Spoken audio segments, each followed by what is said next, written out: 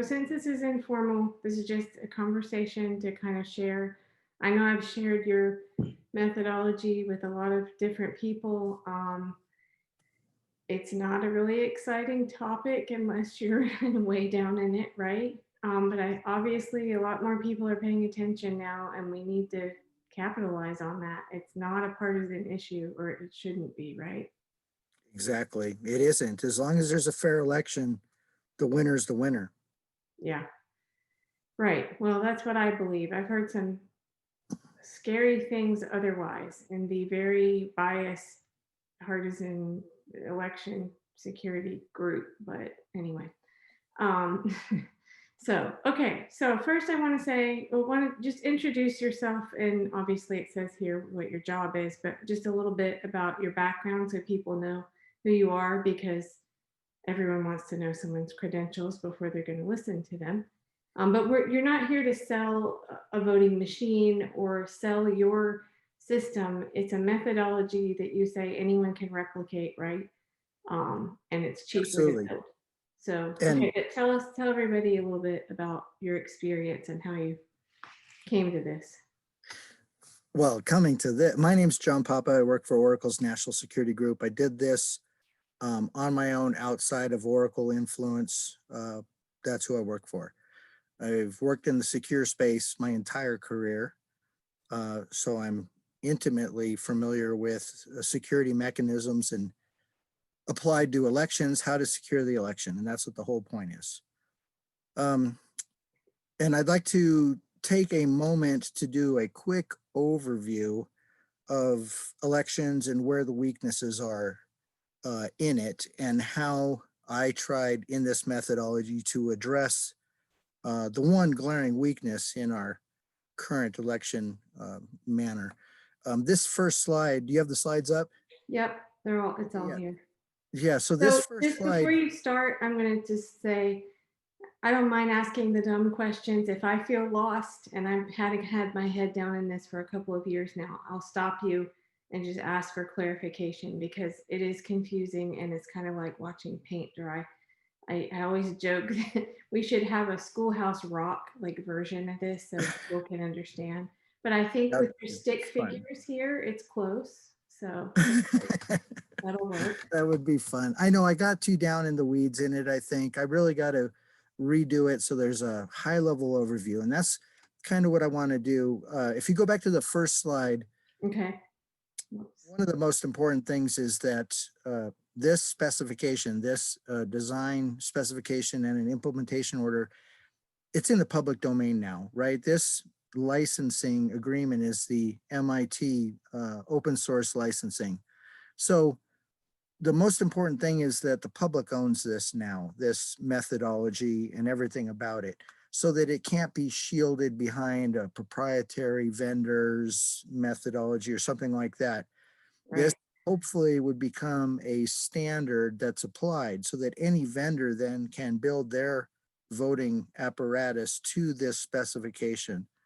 And that's kind of, instead of going after the machine itself and going to battle with large election vendors, it would be more prudent to show them how we want the election to be conducted in a secure manner.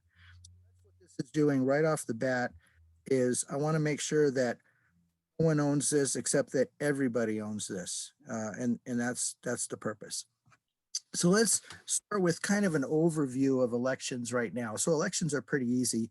You get a ballot, you mark the ballot in some manner, whether it's a marking device or something like that, and then you turn in your ballot. At that point, when you hand over your ballot, you are now basically trusting everything that happens beyond that point to somebody else or something else to interpret your ballot and your ballot selections for you. Right. And It's a black box. You always hear that term. And pardon me? it's a black box, Well, basically. yeah, see, That's and what the term you hear. that's the problem. You have no representation forward into the process. Somebody else looks at your ballot and decides um, your votes for you, in effect. So the goal is to carry the voters' verification of their ballot, the selections that they made on their ballot through the entire process, so that even though the voter's not there, in reality, virtually they are there, and all checks and balances are against the voter's verified interpretation of their ballot selections. So, and this is basically how we do it. And it all boils around a cast vote record, basically so that the voter verifies the interpretation of their ballot selections. And then with that verification, that validation, the cast vote record is generated, and the cast vote record then uh, is a companion to the ballot image or the ballot itself throughout the election process. So go ahead and Wait, should we go to the next slides yet? Or? sure, Okay, go let's ahead. do that because, all right. Okay, so in the very beginning, we set up some objectives to keep this constrained, because it can go in a lot of different ways. And absolutely, we don't want to make voting a very complicated experience. In fact, we want to kind of keep it the same as possible. We want the voters' experience to be as simple as possible, no major changes. In communicating with a lot of people, a paper ballot became kind of like the gold standard, right? We definitely need a hard copy paper ballot in this system. But the logistics of counting paper ballots would extend the time to election results such that it would become very vulnerable if we're just counting off paper ballots. But we want to also provide a hand counted results. So the use of a paper ballot, and we definitely want to retain an immutable image of that ballot. Now here's where we want to move the verification of the ballot selections, the interpretation that's made of that ballot, to the voter themselves. So instead of a machine or a person or something down the line interpreting the ballot and correcting things if they have to or such like that, we don't want any of that involved. So we want to move verification to the voter themselves at the time when they cast the ballot. The fourth bullet item, we want to retain a cast vote record of what the voter verifies as their ballot selection interpretation. So when the voter says, the voter hands over their ballot, some automated method interprets that ballot for them and returns to the voter this cast vote record. This is how I interpreted your selections. And at this point, the voter, if they say, yes, you've interpreted my ballot correctly, now this cast vote record becomes associated with the image and carries forward. So we want to retain that cast vote record and make it available. Also, Okay, so I don't want to jump around too much, but before we lose people, I want to ask a really important question. So about, because you were saying about not counting paper ballots, that we would have paper ballots there, but isn't it usually the central tabulator where a lot of the fraud, they think, has happened? I mean, that's always what I've heard. yes, So, as you start centralizing things, they become larger objects for compromise. The as if you bring, that's why we want to have a distributed manner, so that if any one part of the whole becomes corrupt, one, we can easily isolate it and quarantine that corrupt part, and two, we can recreate a smaller part than having to do a whole election. okay, and we'll show in these further slides how it's compartmentalized there. Yes. Okay. Okay. So Should again, I? the most important thing is timely results. It's got to move fast. You can't have periods of time where things, Like now? well, yeah, well, now is a perfect example. Right. Okay, so the features are, we have a voter marked paper ballot. The voter verifies their paper ballot's imaging and its interpretation. The feature is that we retain a cast vote record that was verified by the voter. The preliminary action results are known at the end of the polling period. Those are the preliminary results. And then we're going to have a timely and efficient hand counted election results, the final results. During the process, after the polling period closes, all the ballot images become publicly accessible for auditing. I even want to supply a suite of software to go along so that people can easily mine the ballots, the public ballots online for information, so that auditing is made easier for anybody to use. And there'll be an API, an application programming interface for any organizations to be doing validation, auditing, and such like that. Wow. Yeah. Okay. So the overview is basically this.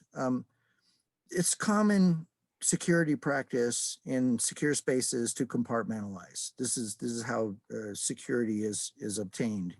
So we're compartmentalizing the voting process into three basic compartments: the ballot marking compartment, where the voter marks their ballot; a ballot delivery compartment where the ballot imaging and the interpretation takes place; and then ballot processing, where the hand counted election results take place.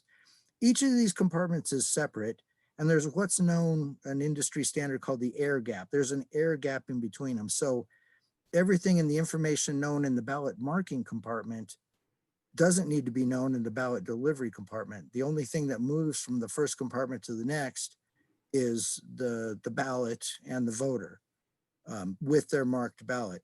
So a compartment before ballot marking would be receiving the compartment. In this point, a voter identifies themselves as a voter, whether they have an address or they're an identified, perhaps undocumented citizen, or however the state wants to conduct their election. That's the state's business. That's their responsibility. But at some point in the compartment before these three compartments, a voter receives a ballot. They are either identifying themselves or they're showing up or some manner of this. Now, we don't need to know the voter's identity after that compartment. The only reason they've identified themselves as a voter is to receive a ballot. I don't need to know their identity when they mark it. I don't need to know their identity when they process it. We want to keep the voters anonymous. That's a strict rule. So this is again why we're compartmentalizing. We can keep information that doesn't belong in other compartments isolated from the others in this manner. So So exactly then, how do you tie with the ballot in each from one compartment to the next without being able to trace it back to the well, voter? ballots themselves, once I receive a ballot, right, I don't need to know who received the ballot anymore. I know that in some compartment they identified themselves and proved that they are that they can receive a ballot. Okay. Whatever state mechanism that is that they want to do, whether it's vote by mail or showing up at a polling place. So their identity then is restricted to that compartment. Now, as the ballot moves forward, I receive a ballot. Those ballots are serialized, right? So I can also perform secure processes of document control, right? If this polling place has this range of serialized ballots, right? I know if ballots outside of that serialized range show up, or I can account for ballots. Let's say a coffee spilled on a ballot, right? And the voter had to go back and get a new ballot. We can account then for the gaps in this serialized range. So the ballot itself is serialized, but there's no link between the voter's identity and receiving that ballot with serial. So the ballot's identity is preserved and protected, and the ballot then we know is authentic because this voter received it and it's within the serial. And the serialization goes further. I have a slide to that effect that I need to add that shows, you know, as a ballot is used in a voting station, it'll retain the voting station serialization and such like that. But so the prerequisites coming into this, these compartments before the three main compartments that I talked about. One is to maintain the voter's autonomy. So this is access control, right? The voter identifies themselves in some way and gains access to the polling place. Within that polling place, the voter is anonymous. They gained access to it by identifying themselves, but once they get in the door, they don't have to show any ID or anything. They're just inside, so they're checked as a valid voter. Then inside the polling place, we manage the ballot distribution. This is document control. So a ballot is a secure document. It's to be treated like that. So in the polling place, the anonymous voter receives a serialized ballot. Ballot doesn't identify the voter because there's an air gap in between the access control portion and the document control portion. Okay. That makes more sense. Okay. So ballot marking, this is, again, this is the same as we're doing now, right? The first compartment, the first polling place compartment in this methodology is ballot marking. And the voter basically just marks their ballot selections. Either they're going to do it by hand or they're going to use a ballot marking device. It doesn't matter. The only function here in this compartment is to mark the ballot. So again, you can hand mark your ballot with a pen or a marking instrument that's provided, or you can do it in a remote manner, like vote by mail or some other similar process like that. But the key is that we want a hand marked paper ballot. We don't need these super expensive BMDs, ballot marking devices that I See, know. there's another fault, right? So somehow, somewhere along the line, we went for, or the voting structure went for convenience over security, right? It became convenient to use some device to mark your ballot. Now, there's legitimate reasons for a ballot marking device for somebody that's handicapped or somebody that wants to use it. Maybe their eyesight's bad or something like that. So Right. there's places for it, but there's no reason to integrate a marking device with a tabulation device. They're not related. They don't need to share any information. The ballot itself is what's carrying the voter's intentions from ballot marking to processing, you might say. Right. The Okay. key here is that we want a hand marked paper ballot. Now, if you don't mark it by hand, in this next slide, you can see you can optionally use a ballot marking device. You drop your ballot in, you press some buttons, it makes a big spot, in some kind of compliance in your selections, right? That can be done at the polling place, or it can be done in some kind of remote manner, the same. Okay. So once you have a marked paper ballot, this is a controlled document, right? So it's handled in that way. It's classified and it's always properly secured. Right now it's in the voter's hand, so it's secure, it's in their hand. Anytime it's out of their hand, it's secured typically in a locked ballot box. Okay. All right. So here we go. So here's a summary of the first compartment, and it's very simple, right? The voter, there's a ballot that's generated, the voter receives it. They have a paper ballot. They can mark it by hand or with a device. When they're coming out of this first compartment, they have in their hand a marked ballot, a marked paper ballot. Okay. So ballot delivery, the second compartment. And again, this is basically ballot delivery. The voter, with delivery of their ballot, the voter verifies that their ballot selections are interpreted correctly by using a voting station. With the voter's verification, the cast vote record is created. So once the automated method says, hey, you voted for A, B, and C, says that's true, I voted for A, B, and C, then a cast vote record is created at that point. And that we don't have that step at all right now. Correct. Yeah. That's what's missing. Right Yeah. now, you just hand off your ballot and hope everybody's and Right. odds. Anyway, so delivering the ballot for voter verification can be done at the polling place. It's accomplished by walking over to a voting station. And the voter uses the voting station to create a ballot image, to interpret their ballot, the voter's ballot selections, and with the voter's verification to create that cast vote record. Right. And about the ballot images, I'll just interject here. I know that, learned this from John Brakey. A lot of the machines we have now do have the capability to save the ballot images, but a lot of times that feature is just turned off. And they've had a lot of lawsuits to force them to do what they're supposed to do by law, which is save them. But And really, it's an inefficient process. So all they're doing is they're creating an image and they're storing it somewhere if it's turned on.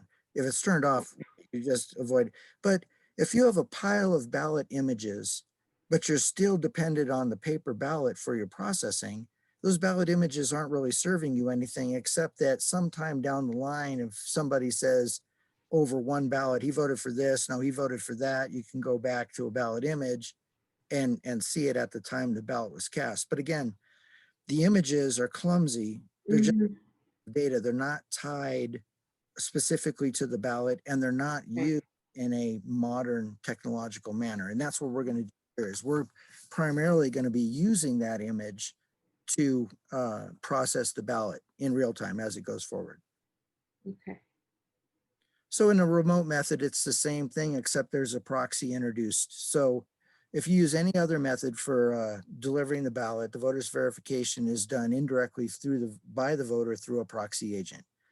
There's a lot of ways this can happen, but just kind of focusing on vote by mail, there would be a proxy at what would be effectively be a polling place, the vote by mail, the the mail-in location, where the vote by mail ballots are delivered to. Okay, but the voter still, okay, remotely approves their cast vote record, so they're still Yeah, approving they that. Okay, just the proxies kind of like handling the in-between for them. okay, They manage it together. right, okay, And the proxy would be doing exactly what the voter does, which is right here, the voting station functionality. Okay, so the voter has a hand-marked paper ballot. The voter or the proxy uses the voting station to create a ballot image to generate an interpretation of the voter's ballot selections. The voter or the proxy then verifies the ballot image and the interpretation of the voter's ballot selections. So effectively, you're dropping your ballot in, it's creating an image of that ballot, and then it's interpreting that image and telling you who you voted for the voter's verification. okay. What about if someone says they could doctor these images? There's some way that these images could be, yeah, altered. Well, so let's just say somebody somehow gets a hold of the ballot image and the copy of the ballot image that's on the voting, not only the voting station, but you'll see as it goes on, there's a voting server involved. Also, you can generate a checksum on any file, whether it's an image or a flat file or whatever. There's checksumming that goes involved, and there's checksumming that's happening in this process to make sure that the image on the voting station itself matches the image that's on the voting server in that polling place, and also that matches the cast vote record that's generated during the hand count. By, Okay, so yeah, I'll show you multiple that. checkpoints here is really what makes it Right. more secure. It Okay. it would technically be impossible to hack at the same time a voting station, the voting server that's in a separate compartment inside the polling place, a compartment within a compartment, Mhm. while the polling period is active, right? That Mm. would be the only time is really in between the voting station and the voting server, but then you're going to have a discrepancy. You'll see on the next couple slides when it does check between the two. Okay. So it's very simple. This is going through kind of like a granular detail of what's happening on the voting station. You insert your ballot into the polling place voting station. Okay. Oops. Sorry. Okay, then the voting station creates a virtual image in this step 2 of the ballot verification. The voting station creates a virtual image of the ballot. The virtual image is visible to the voter on the screen at the voting station, or to the proxy on the monitor there. Okay. Okay, now that we have the image, the virtual ballot image is then interpreted by the voting station to determine the voter's ballot selections. The voting station interpretation of the ballot image is displayed on the voting station's monitor for the voter or the proxy's verification. So we have a paper ballot in the system. We have Mhm. an image of that paper ballot, and now the voting station has interpreted that paper ballot and has its interpretation, the future cast vote record of that ballot on display. Okay. So now the voter basically is looking at these 3 things. The voter or the proxy verifies that the physical ballot matches the ballot image and that the voting station's interpretation of the voter's paper ballot selections are correct. Now, when the voter says, and between this point, let's say there's a double strike, right? The voting station these are very simple logical steps, verification steps, rules, you might say, to marking a ballot. So the voting station can say, hey, you double mark this one. Hey, you've got a mark outside the box next to this one, but this one, we need to, so it can resolve easy over strikes, under strikes, double strikes, such like that. Okay, Right. you come to this stage, the voter then, or the proxy, approves the ballot image and the interpretation of the ballot. The voter's ballot selections are then digitally encoded within the ballot image, and this becomes the voter's cast vote record. So that interpretation that the voter verified as a correct interpretation of their ballot image the ballot selections in their ballot image now becomes embedded within the ballot image itself. And you'll notice, like we talked about, a checksum record of this ballot image, this cast vote record is retained. So we now know bit for bit, you can't change a single bit in this file without violating the checksum. So it'll be noticeable if somebody tries to get in there and erase something digitally and add something else. It's just impossible. Okay. Now, I use the words verification and validation kind of carefully. So there's a second step that's happening behind the scenes. The voter standing in front of their voting station, they just said, yes, this voting station interpreted my ballot correctly from this ballot image. Now, the voter's cast vote record, the ballot image with the embedded interpretation of their selections, is copied to the polling place voting server. The voter's original cast vote record is retained on the polling place voting station. So there's a copy of the ballot image on the voting station, but now there's an image also on the voting server. Now the voting server copy of the cast vote record image checksum is compared so that I know I copied the exact file from the voting station to the voting server. Next step. Okay. Now the voting server is using the exact same software, the exact same logic to do exactly the same thing as the voter just did, right? The voting server interprets the voter's verified cast vote record copy in the same manner that was done on the voting station. So it's now looking at the image and saying, oh, this voter voted for A, B, and C, and makes a checksum, just like happened on the voting, or not checksum, makes a cast vote record, an interpretation record, the same way that happened on the voting station. Next step. Okay. So now the voting service interpretation of the ballot image copy is compared to the voter's verified interpretation encoded within the ballot image. So now the voting server looked at the image and made its interpretation, and it compares the voting server's interpretation with the interpretation that is embedded into the cast vote record that was delivered to it. So it's basically just repeating the same logic, the same software in the same way, but instead of the voter saying this is correct, it's comparing its results, its interpretation with the voter's original verified interpretation. Okay. So now that's good. When the voting service interpretation of the ballot image copy matches the voting station interpretation encoded within the ballot image, then the voter's cast vote record has been validated. It's been double checked. So now a copy is saved, the paper ballot, then the voter's cast vote record is validated. So a copy, you'll notice here, of that ballot image is now on the voting server. Mm-hmm. The original voter's validated intent interpretation embedded into it. There's also that same record on the voting station. So now we have the same file with the same checksum in two places, and the physical ballot then drops into a locked ballot box. Okay, and that's something the voter does themselves, is drop it in.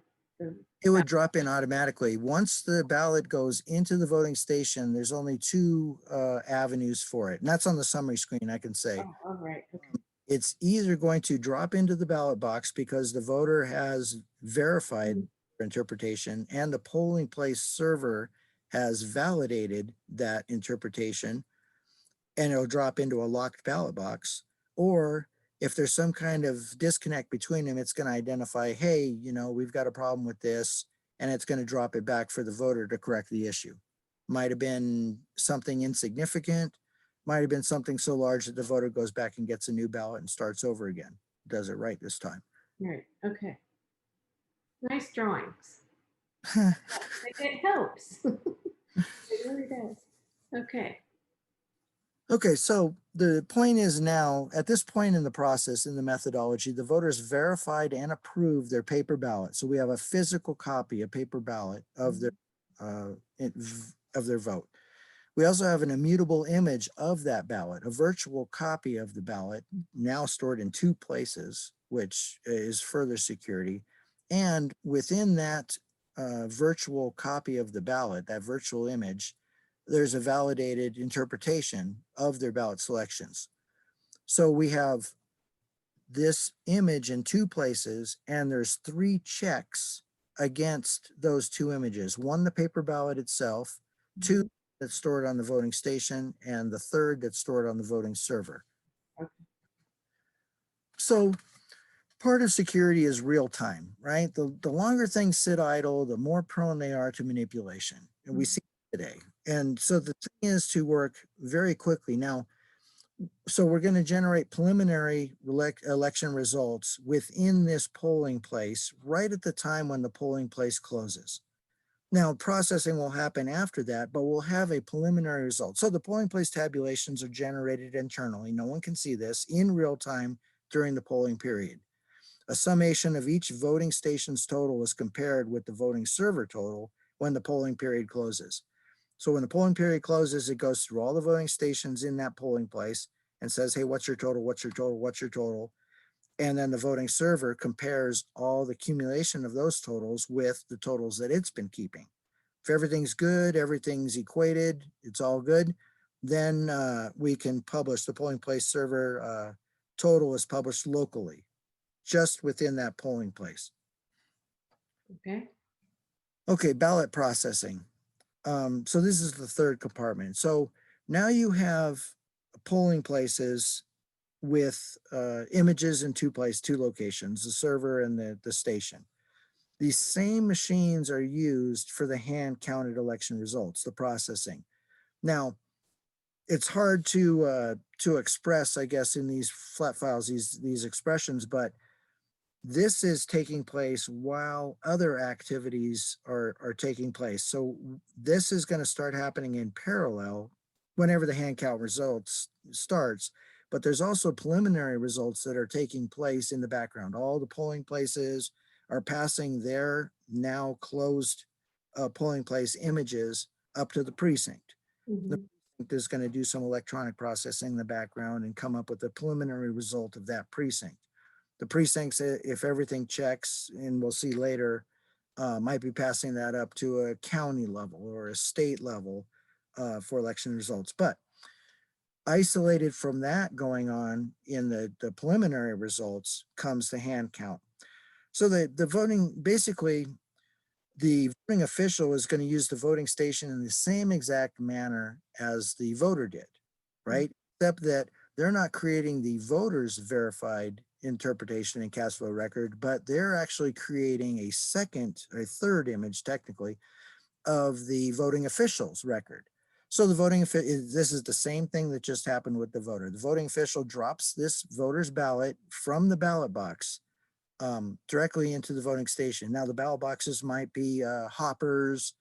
It might be that it's small enough that they can take them out and drop them in individually in front of witnesses and observers. But so the voting official, Being transported in cars to across town and all that. no, the only thing that's transported are the ballot images. During the initial stages of the election results, the ballots stay contained within the compartment that they were generated. Or perhaps there might be all the polling places might be working in conjunction with the precinct. That could be determined, but it doesn't violate really what we're trying to do because we have the images to double check if ballots are moved, right? If I've got a series of ballot images and they're not accounted for at some next step up counting place tabulation facility, that'll become readily apparent and we can either recreate them and because we have a record of what happened in the polling place. But so the hand counted, the official drops the voter's ballot into the voting station. The voting station creates an image of this paper ballot. And it's visible to the voting official and it's on the voting station monitor. And there's also public observers are provided with screens so that they can also see up close and personal exactly what the voting official sees. So the voting official drops the ballot in and an image, a second image of that same ballot is generated. That image, the second virtual ballot image is interpreted in the same way, determine the voter's ballot selections. The voting station's interpretation of the second ballot image is represented digitally on the voting station's monitor and also on the overhead public monitors for everyone to see. So now there's a paper ballot in the voting station. Everyone can see an image of that ballot and everyone can see the interpretation of that image. Right, and hopefully we don't see votes go down. That's always puzzling when that happens. When No, yeah, I mean, this is all controlled. There's no variables where anything but as this moves along. And you'll see that there's a further check in this voting officials process that ties it back to the voter themselves. Okay. Voting official looks at the physical ballot, matches it with the second ballot image, and the voting station's interpretation of that voter's ballot is correct. So now the official is doing the same thing that the voter did. It's looking at all three and saying, yes, these all match and that's correct. Okay. So if this is all correct and the official says that, the voting station's interpretation of the second ballot image is digitally encoded within the second ballot image, the same as what happened on the first ballot image with the voter. And the checksum is recorded.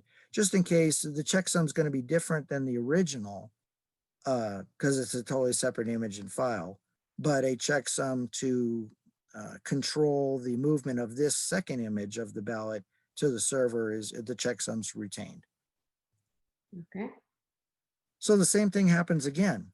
The voting officials, the voting officials cast vote record of sorts, or their approval of it, goes up to the voting server.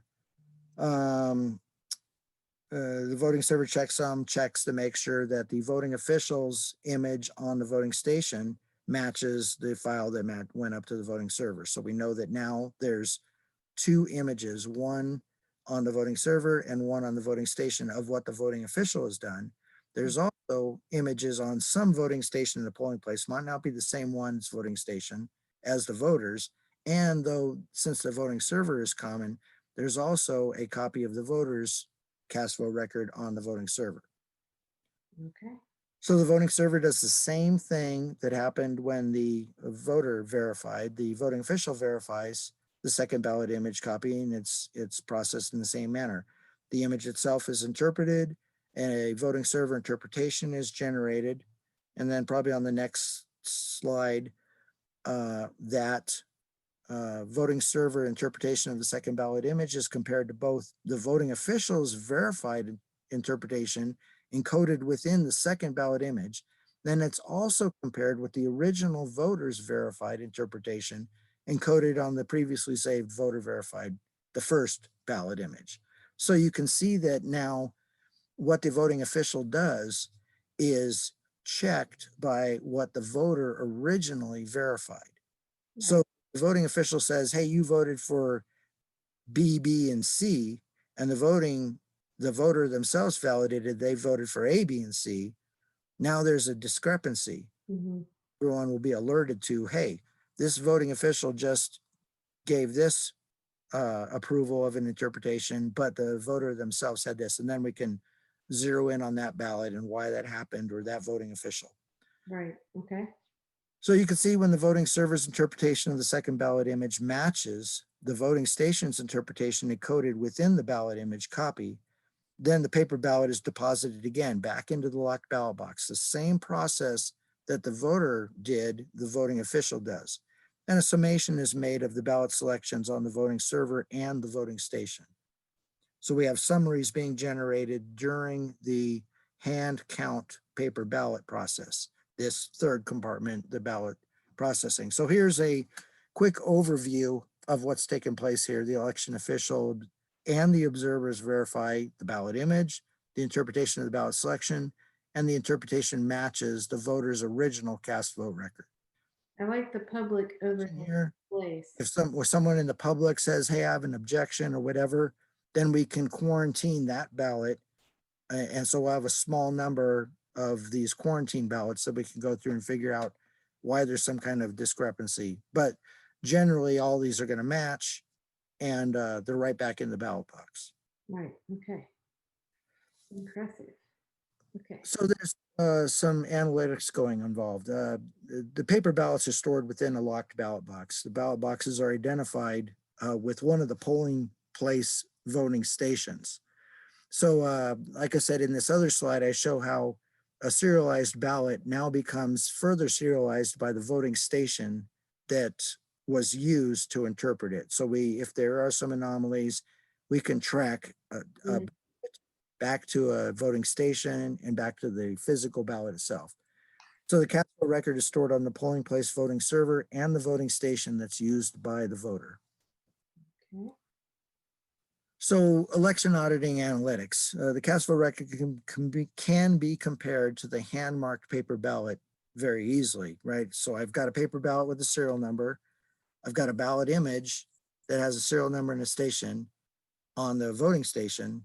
And I've got a ballot image on the voting server that has the station that produced it and the serial number of the ballot itself. So I can very easily follow chain of custody of a ballot through the process. Right. Okay. Which we don't have now. So previously I talked about the hand count results start and they're doing their thing and they're generating stuff. But at the same time, when the polling place closes, the polling place ballot images are copied to the precinct server. So now all the images in each one of the polling places goes up to the precinct, right? And the precinct tabulations for each polling place are published as each precinct's polling place totals are confirmed with the actual polling place total. So the precinct voting server starts going through the ballots and says it generates an interpretation, compares that interpretation with the voter's original interpretation. And as it counts all those up, it can now say, let's say the first one, polling place number 1 has finished its summation. It can handshake with the polling place itself and say, hey, I came up with X number of votes for this candidate and Y number of votes for this candidate. Polling place says, yes, I came up with that same thing.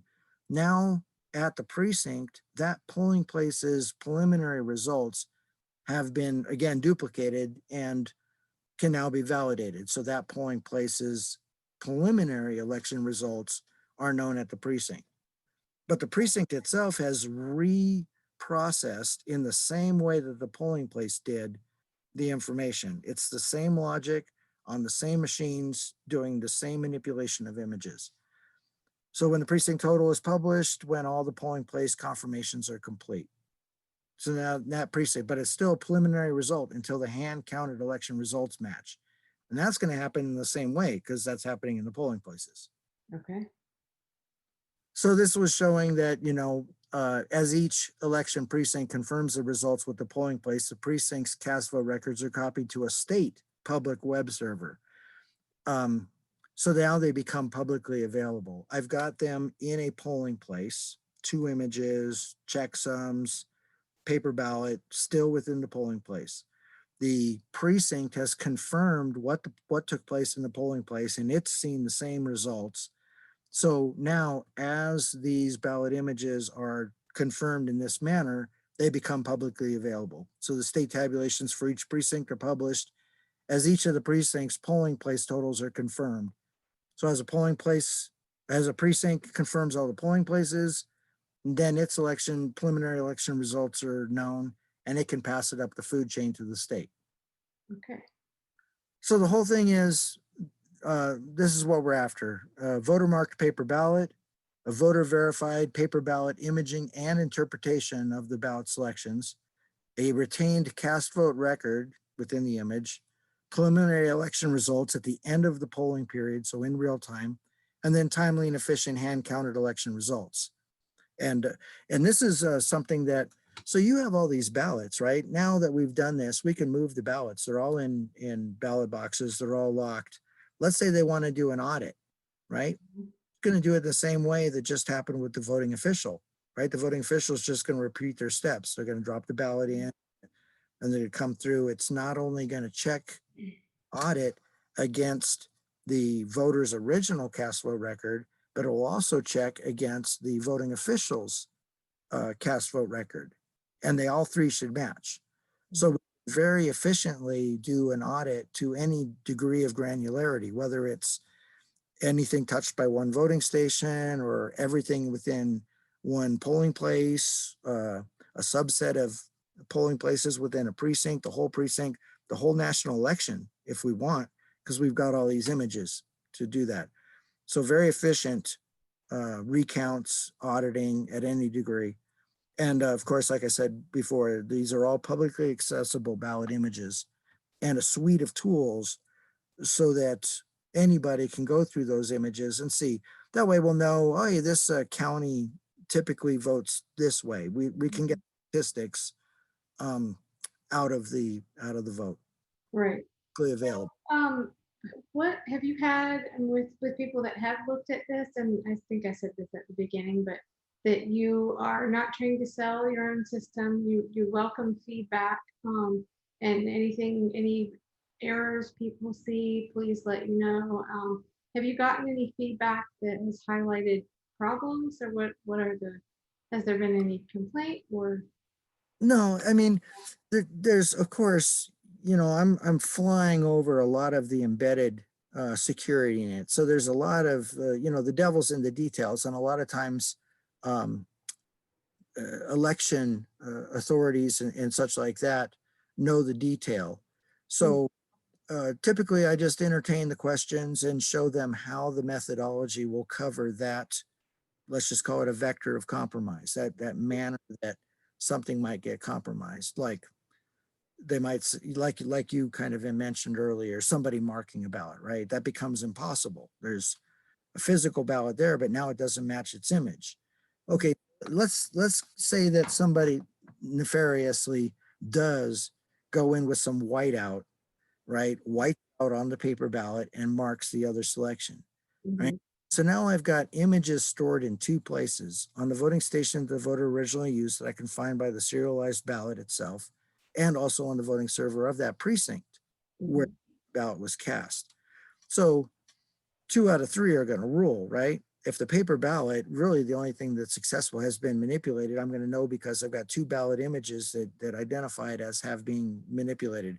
Let's say somebody breaks in and gets at the state level and manipulates a series of ballots. Well, if they don't match then the precincts that pass them that, right, we have a problem.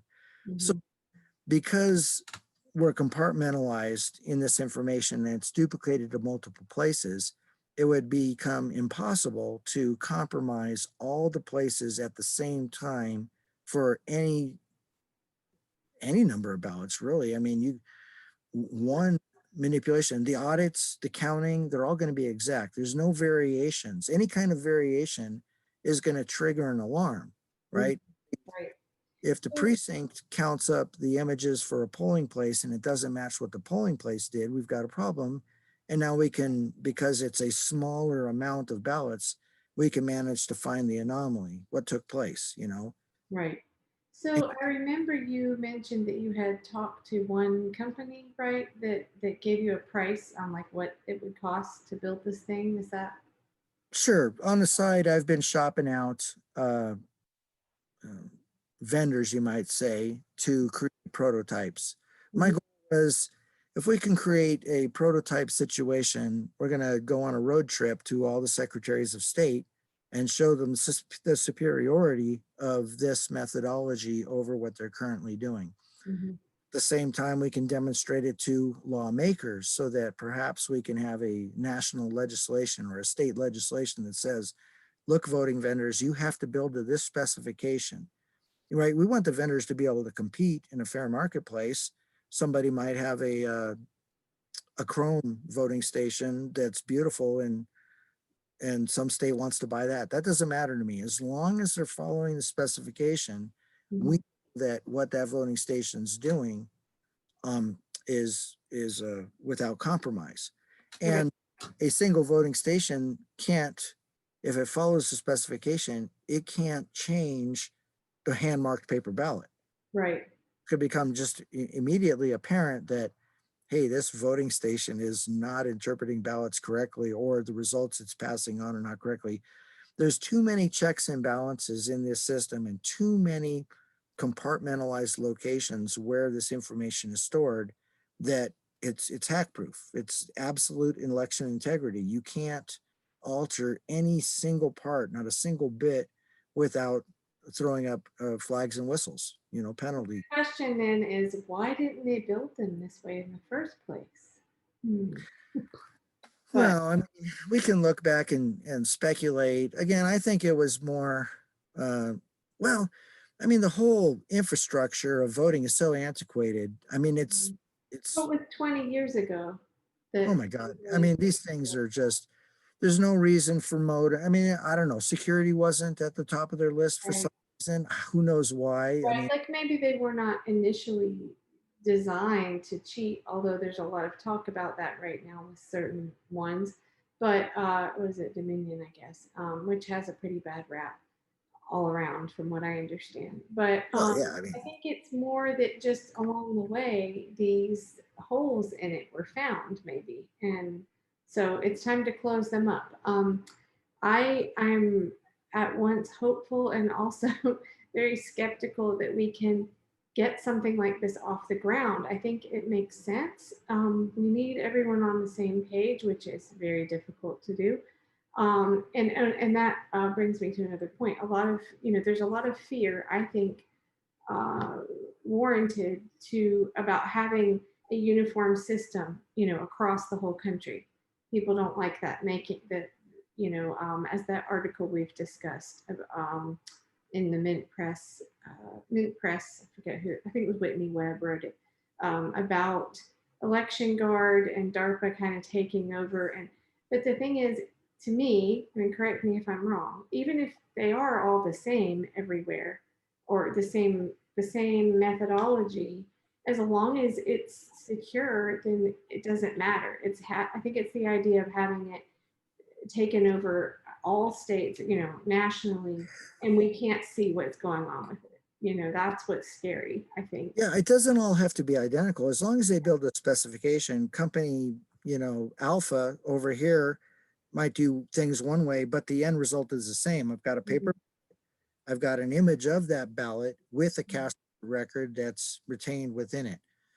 So They, do you think this would save money then, overall? I mean, oh, absolutely.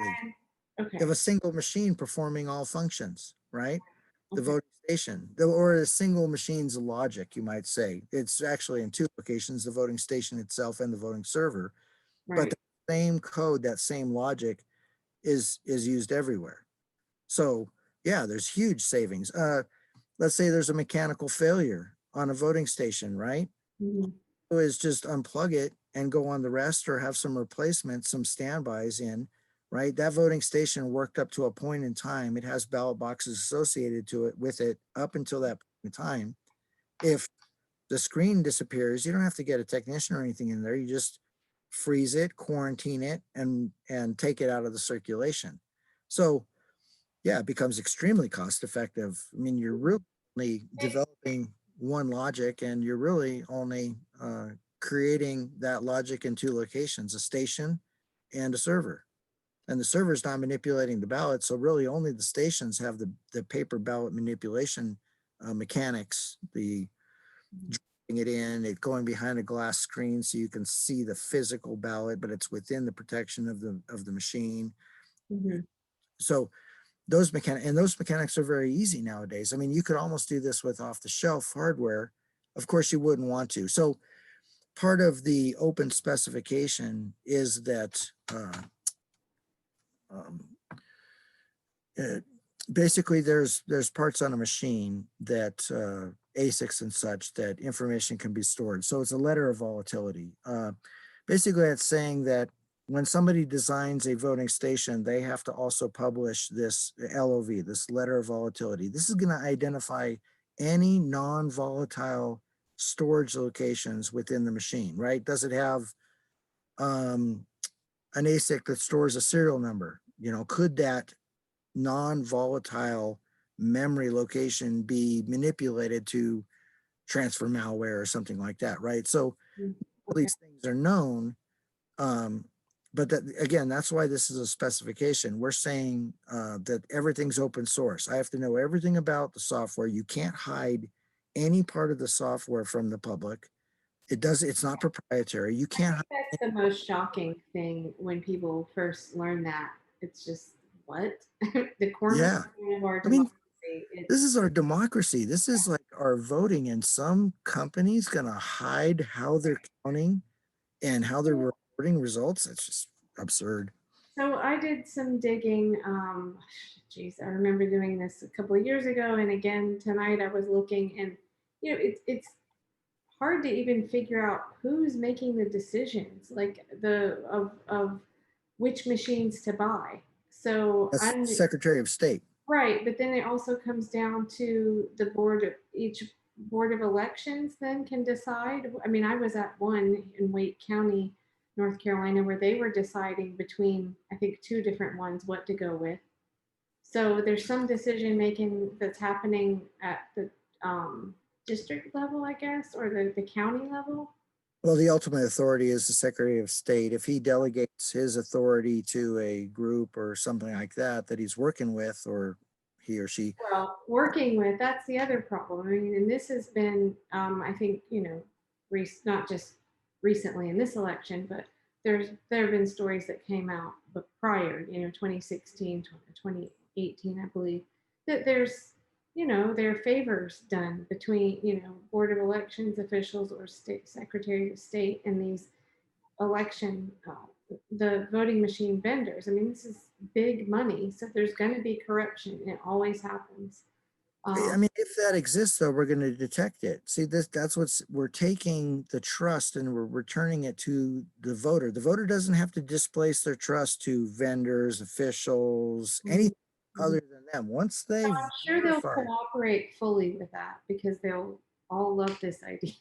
So, No, well, they're free to develop, but they have to develop to the specification, to the right. standard that we set. And we're setting a standard that can't be compromised. Mhm, They do that is up to them. If they can save, $50 a unit and sell mhm. states for less, that's capitalism. That's their business. That's not, but Right. You would think saving money would be a huge factor, and then not having to deal with these kinds of fiascos, what's going on now, having it be more secure.